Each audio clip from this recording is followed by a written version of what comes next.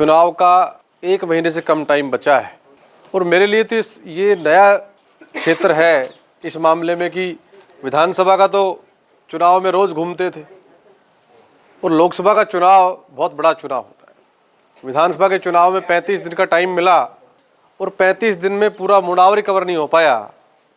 अब 8 विधानसभा हैं और दिन बचे, टोटल नामांकन करने के बाद अपन जोड़ेंगे तो 20 दिन का टाइम बचेगा। मैंने 2 दिन पंचायतें करी हैं, भैरोड़ में करी हैं, उधर मुंडावर में करी हैं। अब 28 के बाद ही चालू होगा सारा काम, 27 के बाद।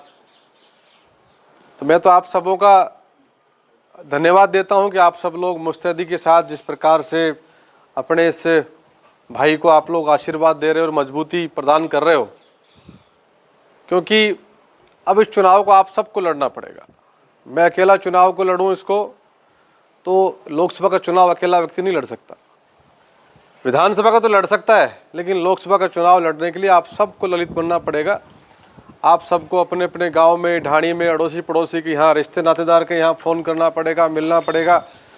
कोई बहुत ज़रूरी हो तो रात बरात मुझे भी किसी से मिलाना पड़ेगा, लेकिन बाकी चुनाव आप सबको लड़ना है। मैं बहरोड़ में गया था अभी कल परसों दौरे में। कई दिनों चर्चा में सुन रहा था कि बहरोड़ कमज़ोर रहेगा, बहरोड़ कमज़ोर रहेगा, बहरोड़ कमज़ोर रहेगा। मैं गया वहाँ और जिस प्रकार से वहाँ पर भी नौजवान के चेहरे पर, नौजवान की आंखों में चमक मैंने देखी, इस बात का उन्होंने प्रमाण दिया है।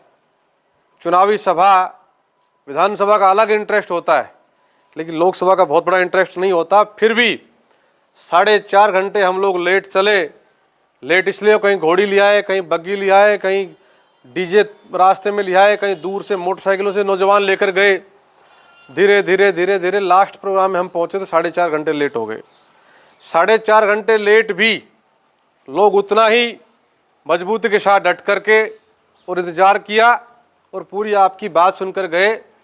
वो उस दिन मैं जो महसूस किया, वो लग रहा था कि बहरोड़ भी कहीं पीछे नहीं रहेगा, मजबूती के साथ हमारे साथ बाकी की तहसीलों की तरह मजबूत रहेगा। आप सब हमारे अलवर परिवार के मेरे अपने यहाँ मुखिया लोग बैठे हो, आप सबको मैं समझता हूँ कि चुनाव के बारे में मेरे को, प्रधान जी को और सरपंच साहिबान ज़्यादा जो मतदाता होता है उसको ज़्यादा पता होता है, वो ज़्यादा गणित जानता है नेता से भी ज़्यादा। तो मैं समझता हूँ कि आप सबको हमसे ज़्यादा इन सब के बारे में पता है।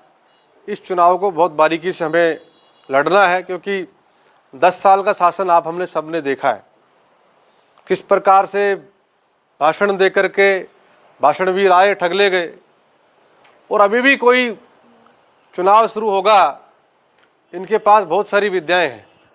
ये लोग वो सारा ठग पैंतरा लगाने का प्रयास करेंगे, लेकिन हम सबको इस चुनाव को इस दिशा में ले जाकर हमें लड़ना है कि एक व्यक्ति आपके परिवार का है, एक व्यक्ति जिसको हम लोग कोई जानते नहीं है। जो व्यक्ति आज चुनाव लड़ने के लिए आए, चुनाव होने के बाद आपको हमें नहीं मिलेंगे 19 तारीख के बाद। और मेरे को तो प्रधान जी भी कह रही थी कि जब भी कभी आप लोग चाहोगे, जब भी कभी आप लोग याद करोगे तो मैं खुद हाजिर हो जाऊंगा, नहीं तो जब कभी आप मेरे पास आओगे तो मैं आपको हाजिर मिलूंगा। आपके हक और हकूक़ की लड़ाई आप ताकत देकर भेजोगे तो हिंदुस्तान के सबसे बड़ी पंचायत में जाकर के आपका सुप्रीम कोर्ट का वकील बनकर आपकी वकालत करूंगा। विश्वास दिलाने के लिए आगे बीच में आया।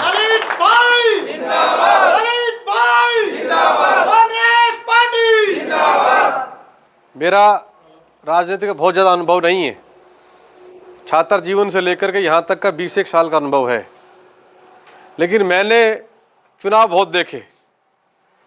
लेकिन इस चुनाव में जिस प्रकार से नौजवान के, बुजुर्ग के, हमारी माताओं बहनों के चेहरे पर जो खुशी इस बात की है कि भाई हमारा अपना लड़का है, हमारा अपना भाई है, हमारा अपना साथी है, हमारा पड़ोसी है, हमारा फलां का रिश्तेदार है, फलां का जानकार है, ये बात पूरे ज़िले में मैं सुन रहा हूँ। तो निश्चित रूप से जिस प्रकार की भावनाएं लोगों की है और आप सबों का आशीर्वाद साथ में है, तो 19 तारीख को जो वोट पेटी में डलेगा, परिणाम आएगा, तो आप सबकी भावनाओं के अनुरूप अच्छा परिणाम आएगा, ऐसा जैसा मुझे लग रहा है।